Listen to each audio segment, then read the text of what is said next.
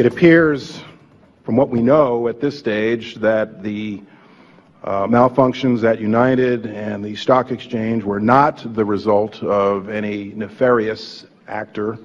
We know less about the Wall Street Journal at this point, except that their system is back up again, as is the United airline system.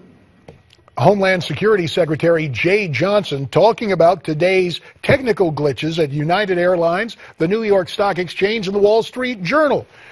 Earlier today, United flights grounded after a router issue degraded connectivity in the airline's networks. Then, just as United was bringing its systems back online, trading on the New York Stock Exchange came to a halt due to a technical problem. And the Wall Street Journal's website also experienced errors. Now, these incidents appear to be coincidental, but could there be a connection? Could something else be behind it? Let's bring in our panel. From Newsmax Washington, my old colleague on Capitol Hill, former Congressman Pete Hoekstra, who chaired the House Intelligence Committee for a part of his time in office. And from Los Angeles, we're very pleased to welcome in Hemanshu Nigam, the founder of SSP Blue, an advisory firm for online safety, security, and privacy. So, Pete, vulnerabilities on the internet. Do you believe this was just an accident? Well, at this point in time, JD, obviously we don't know. I think it's my background on the Intel Committee is, in knowing the vulnerability on the internet today and in cyberspace and what our enemies are capable of and what they're willing to do, not only capable of, but what they're actually willing to execute. I think it's a real possibility that there's something else behind this more than just a coincidence, but we'll have to wait and see until we get all the information in.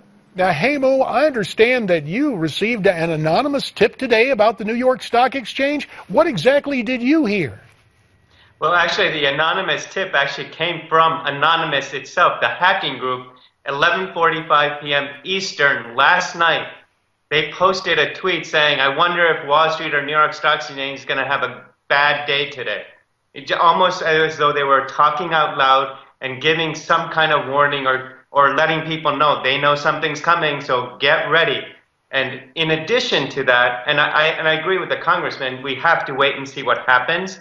But what is really, really, really interesting about this is everyone's calling it a technical glitch. And everyone decided to pull the plug on their connectivity. And that's something you typically do when you're experiencing what's called a malware attack. A virus or some type of malware that's going to spread, and the only way to stop it is just unplug it. And I think there's something in that area going on which makes it easier for DHS and FBI to say, well, it's not a quote-unquote cyber attack or a hack attack, but that doesn't rule out the fact that it's not a malware spreading that could have been released, whether it's foreign nation state or just a hacktivist group. Well, it's interesting. You mentioned Anonymous. We know their involvement with Occupy Wall Street, all of that. But it is curious, this distinction about nefarious activity.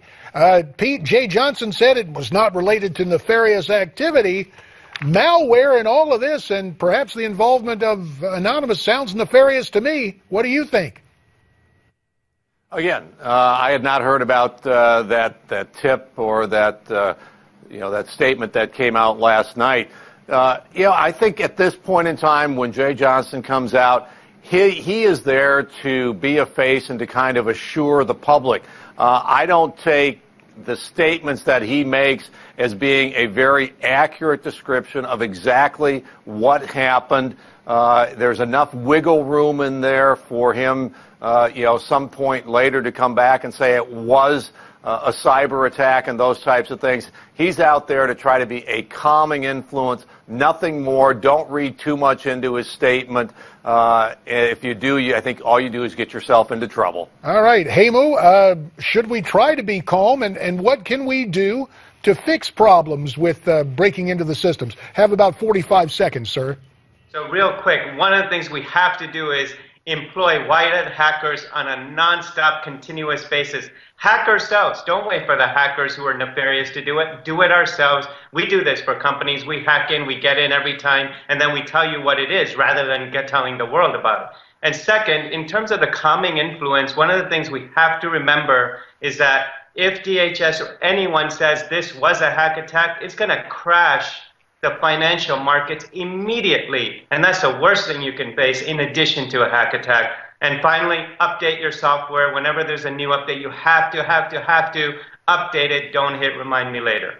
Hemanshu Nigam, we appreciate your insights. Pete Hoekstra, you've been watching this play out in the intelligence community for a long time. To you gentlemen both, you have our thanks. Now, you heard what these two learned gentlemen had to say. What's your reaction? Would love to hear from you. You can email me. You can also use Facebook and Twitter, or go to our website, which is newsmaxtv.com/comments. There's more ahead.